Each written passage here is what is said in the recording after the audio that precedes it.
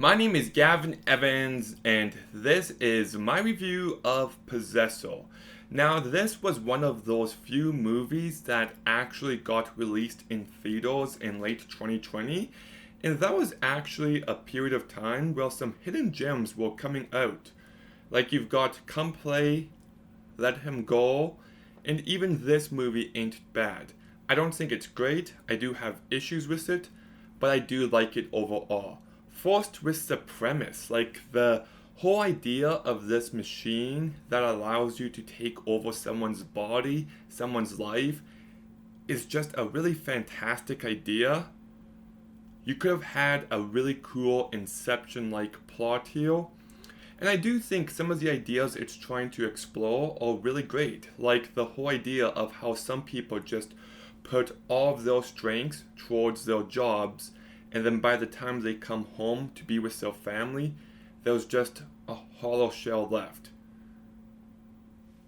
They're just too tired, they're absent minded, and they just lose themselves. And I really like that idea, and you could also say that it somewhat explores specifically jobs like cops and medics who see terrible things when they're away and how that affects them in their personal life. You've also got yourself some great direction by Brandon Cronenberg. The brutality in this movie is great. Now, I will say that before I saw it, everybody was hyping this movie up to be like the next messed up, bloody horror movie. And then I saw it and I'm just like, well, there's blood, it's brutal, but it's nowhere near to the level that people said. But you do got yourself some really hard to watch moments, especially one scene with Sean Bean. And then I love lots of the trippy visuals. Typically, that stuff doesn't work for me in movies like this, but just the image of the main character melting and then the other body forming is so cool. And then you've got that scene when he's wearing her face as a mask, and that's really creepy. So I love all of that. But I think my biggest issue with this movie is that it's just trying way too hard to be as uninteresting as possible. Like, you've got yourself a great premise, great ideas it's trying to explore, some great brutality, but this movie is just so slow when it doesn't need to be, and it's just a really dry movie. It's like, why would you go this approach? Like the performances by Angie Weiseborough and Chris Abbott aren't bad. They're perfect for what this movie needed them to do, but what the movie needed them to do was to be as understated as possible. And it's just like, could you imagine if they had a big, loud performance like Jeffrey Combs in Reanimator? That could have made this movie an instant classic, but it's just set on being this slow-burn horror movie when I just think that was a totally wrong approach here. There was not enough on its mind to take that approach.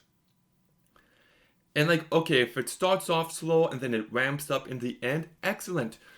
But it only ramps up for like 2 minutes in the end, and it's just like, come on, like, have a little bit more life, have a little bit more personality. Not every movie now has to be this slow, and people would watch and be like, oh, it's artistic and it's great and it's very well directed. It's a tour de force. But it's just like, I like a bit more entertainment with my movies. Not every movie needs to be super fun and filled with personality all the time, but I do think lots more do. It's the same issue I have with Annihilation, directed by Alex Garland. Some great ideas there, some great moments, but it just takes itself so seriously, and I think it's a serious issue. If you're going to be slow, make sure your ideas deserve it. Make sure your characters have that level of depth. In this movie, it's pretty surface level. Like I said, there's some deeper things going on, but it's not like the movie explores them all that much. And the characters are given no depth. They're very flat. And some of that is by design, but still. The other performance, like the two main leads do fine for what this movie needs them to do. Jennifer Jason Leigh is actually a very fascinating character, but they don't dive into hold nearly enough. And then Sean Bean does a really good job in the short screen time he has. So, like, this isn't a bad movie. There's lots of great elements to it. It is well directed. It does got some great visuals. There is some great brutality.